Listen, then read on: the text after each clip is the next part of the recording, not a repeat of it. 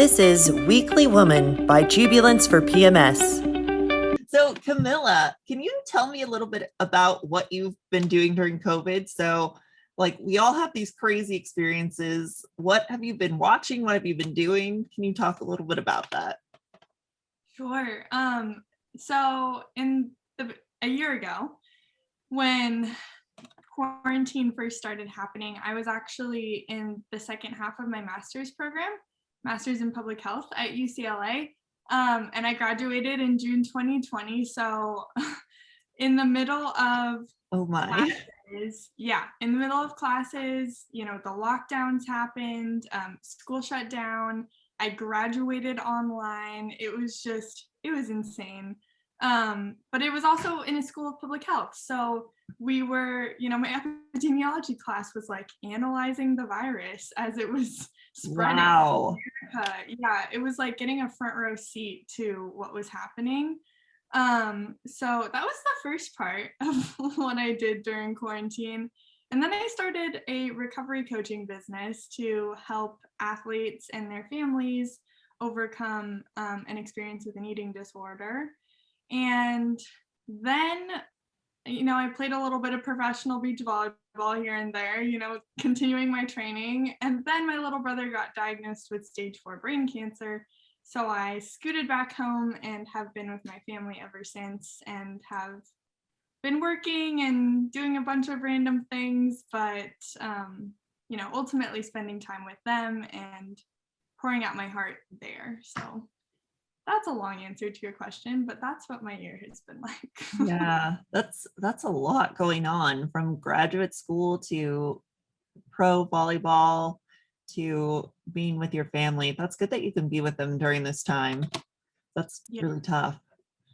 Yeah, it's been a really difficult time, and it's been a really fruitful time, because we've gotten to work on our relationships together, strengthen each other, be there for each other in all of the difficult things. And, like, we're working as a team to battle an illness. And I like to, parallel that experience with what I do in my business right now too, because, like, when somebody's struggling with an eating disorder, it's a really important for the family to rally around them and show them support, and in the same way that we're doing with Xavier's cancer. So a lot of parallels there for dealing with a chronic illness. Yeah. And can you talk a little bit about founding your company and like how you were inspired from your own battle with an eating disorder?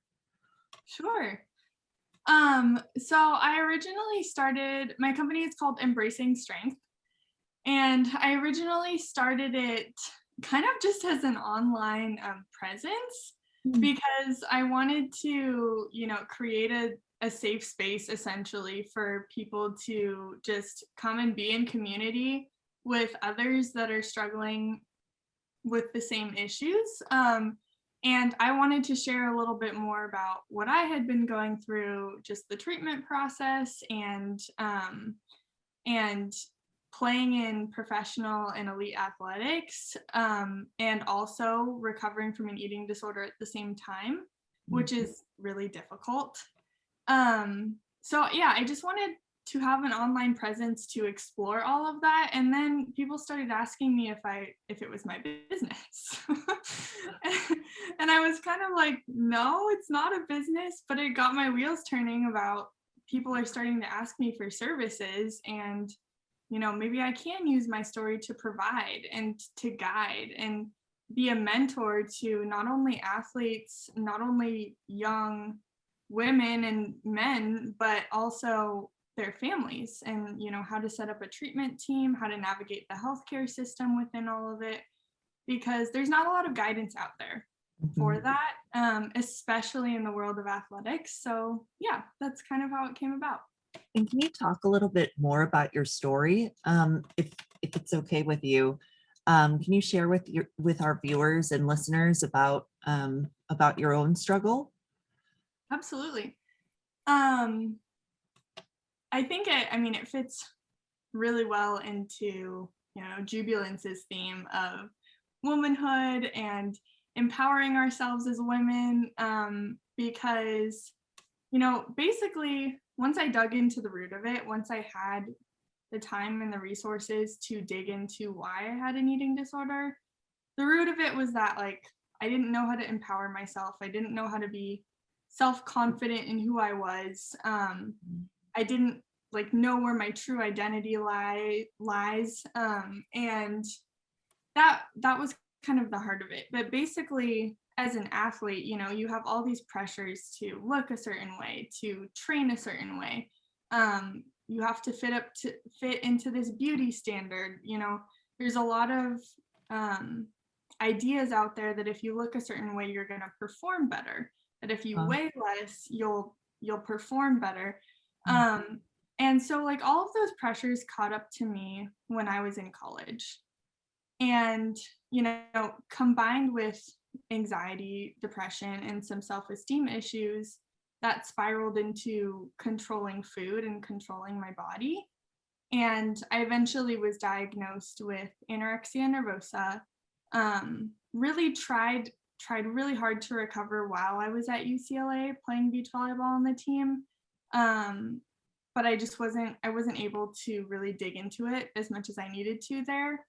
And then when I went into grad school, I actually relapsed and landed in the hospital at Rady Children's Hospital, was hospitalized for my eating disorder, went through 6 months of treatment at the UCSD Eating Disorder Center, and have been in strong recovery ever since. And just now, 2 years later, want to use my story and use my platform and use all the knowledge that I've learned to serve others.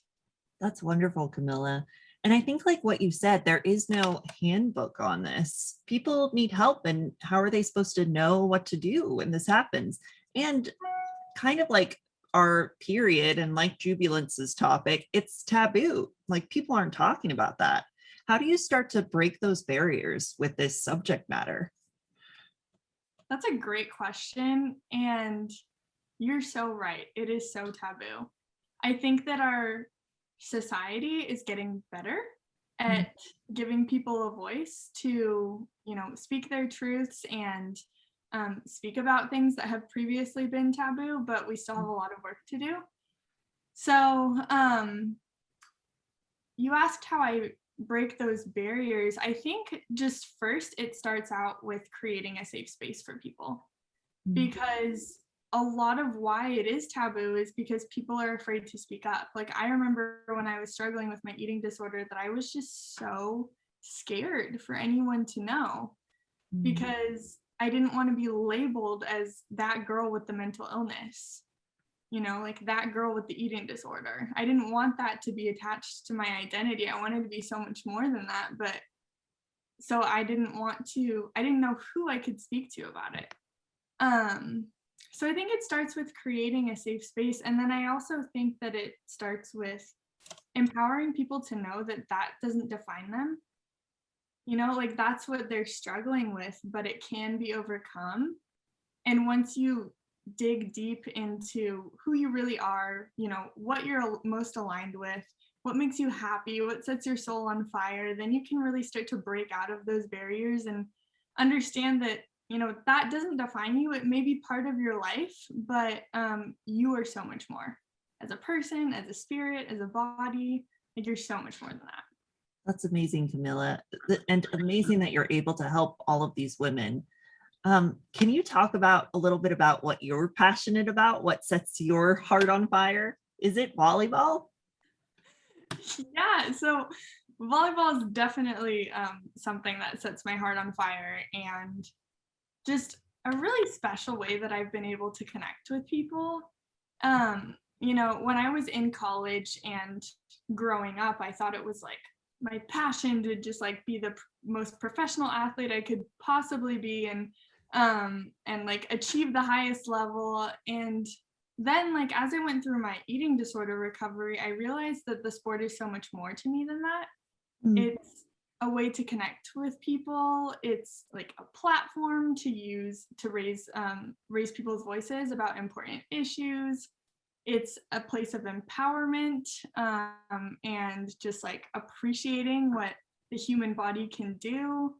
there's so many things that is what, wow, can't speak grammar. There's so many things about beach volleyball that I just love, including being out on the beach. So yes, that sets my soul on fire. Serving people sets my soul on fire. Getting out in nature sets my soul on fire. Having conversations like this, I'm very passionate about. Yeah. Amazing, Kamila. How did you get into volleyball? When did you start playing, and when did you discover beach volleyball?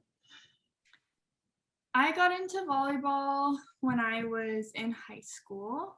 Wow, that's really late for a professional volleyball player too. It is. I mean, I played very recreationally when I was younger than that, but I just started playing club volleyball this summer, I think, before my freshman year in high school. So I was 14 when I first started playing competitively, and then, barely made the freshman team by the skin of my teeth in high school. And then kind of worked my way up. I discovered beach volleyball when I was a sophomore in high school. And it was terrible at first. And the only people that would play with me were my uncle and his older friend. They were like, okay, yeah, we'll let this girl play with us. But I was so bad. Yeah, and similarly to indoor, I just kind of slowly worked my way up, and eventually in college transferred from UC San Diego, where I was playing indoor, to UCLA in the middle of my sophomore year, and was, part of that now nationally ranked program. So yeah, slowly but surely. Wow. There. And then I also played USA beach volleyball with your sister, which was so much fun, and we had a blast. So yeah, it's been a journey. Wow, that's amazing. Doing so many different and various things. That's awesome. And can you talk a little bit about some of your other passions? So I know that you're a content creator as well. Can you talk a little bit about that?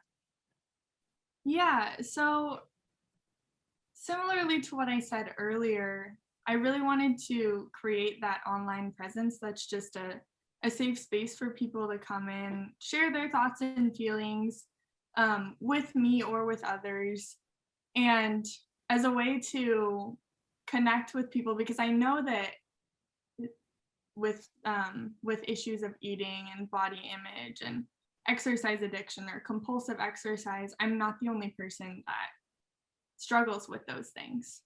But like you said, it's a taboo subject. So if somebody doesn't speak about it, who will, type of thing. So every time I post something, it's kind of scary. But I post most of my content on my page, embracing_strength on Instagram. And I find that many people connect with what I'm saying. And sometimes the content comes on a whim, like I'm, struggling with my own emotional process, and I want a space to put it out there. So I use that platform. Or sometimes it's something that I plan out and I do a series of like breaking down myths about eating disorders, things like that. But yeah, it's an ongoing process with the content creation, and I love things like this because I get new ideas every time I connect with someone. Oh, that's awesome. Well, good. And something that we always ask on this podcast is, what is your definition of womanhood? Sure. I think the first word that comes to mind when thinking about womanhood is really just resilience. Mm. Because I think in our society, women have been so oppressed in so many ways throughout history. And we've really had to prove ourselves and break some of those barriers that we've talked about, and just empower ourselves as women to like understand that we are so worthy, of our dreams and things like that. And when I think about my eating disorder recovery, it really just is resilience. It's breaking through fears around like weight gain or challenging fear foods or breaking habits that were so ingrained in my brain. And women, like, we're so resilient. Like, we can carry a baby and True. yeah, we take care of families. And we also are so nurturing and so kind to everyone around us, you know, just like we're so strong, yet we're so caring at the same time. So yeah, that's what I got. Yeah, I think that's a great definition for it. Resilient and like finding how to care and care for others, which I think is such a lovely version of being a woman. That's so nice. And something that I always follow up with is if you could give any woman a piece of advice, like just walking down the street, like give her a sentence or two, what would it be? Wow. Yeah, hello, I have some advice. Wasn't prepared to answer that one. Um, I think honestly, it would just be embrace who you are authentically and naturally. Once again, I think back to my experience with my eating disorder, and so much of it was trying to change who I was. You know, there was this facade of trying to change my emotions or change the way that my body looked or numb out what was going on underneath the surface instead of just embracing who I was authentically, and how, you know, my body has been built really strong, and that's who I naturally am. That's how I naturally am physically. And so yeah, just embrace who you are and don't try to, you know, suppress that, because the world needs it. The world needs our most authentic, highest selves. And yeah, that just by itself carries so much worth and value. Yes, that is amazing. Yes, we do need to be our authentic selves. And thank you so much for helping women on that journey. Kamila, can you let all of our listeners and viewers know how they can find out more about your coaching and about your website? Sure. So my website is just my name. It's www.kamila, Kamila, my last name, Tan, TAN.com. And everything about my business and my platform can be found on there. I also have blog posts about when I was going through eating disorder recovery on there.